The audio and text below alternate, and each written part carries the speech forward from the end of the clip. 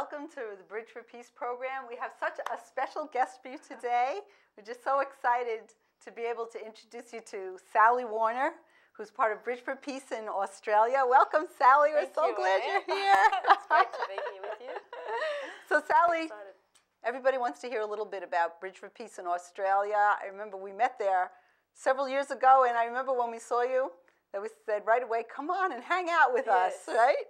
And now here we are, you're on our board of directors. You just had a wonderful relationship, all because of Jesus Christ. Hallelujah. And here you are today. And I'd really love you to talk a little bit about how it is that you actually got here, because that was really the hand of God bringing you already to America. Well, when we were in Australia last year, and you said to me to come, why don't you come out to and be with us? And it really appealed to me to come and meet all my friends over here from Bridge for Peace America. And then I decided that I was going to come, and Tim and I, my husband Tim, he wanted to come as well. But we decided we were both going to come, and then all of a sudden he said, well, I better not come, you know, I better stay with the family. And right. There's a lot of obligations in Australia. And I've got 4 children, so they were a concern, and he thought he'd better stay.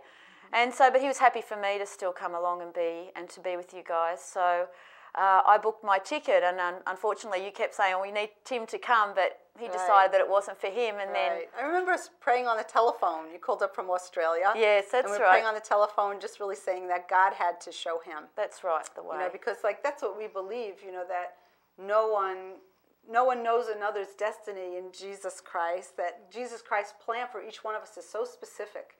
And that we can't be forced into a mold because it's something someone else does, but that we have to hear it from the Lord ourselves. So that's what I remember we were praying on the phone, that Lord show Tim your plan for him, right? Yes. And then what happened? And then a week later, he got a call from his boss in America saying, why don't you come, and there's a conference on.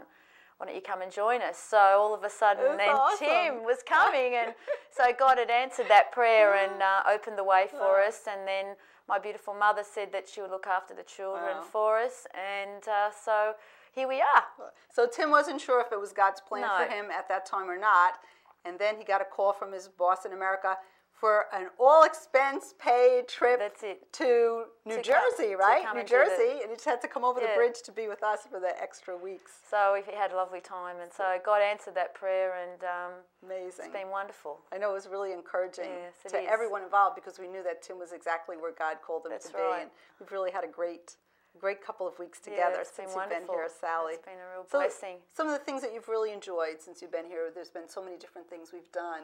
Yes. What are some of the things you've really enjoyed? Well, I've really enjoyed, especially going around and doing the ministry. We've been to a wonderful place called Lighthouse Mission, where they feed the homeless.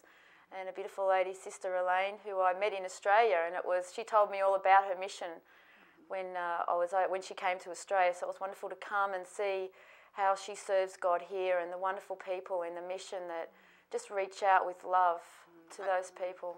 I remember Smokey. Yes. And Tim was talking about Smokey. Would you tell the story of what happened with Smokey? Yeah, well, Tim and Ed prayed for him, and he was healed. He was quite elderly. Yeah, he was an older man. Yeah, he was like 80-something years old. Yeah. He was raking leaves or something like that, right? Yeah. And he had pain all over.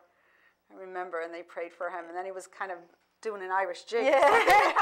and he had Tim was just overwhelmed at how God reached out and blessed Smokey, and it was such an inspiration for all of us that were there to see God's hand at work.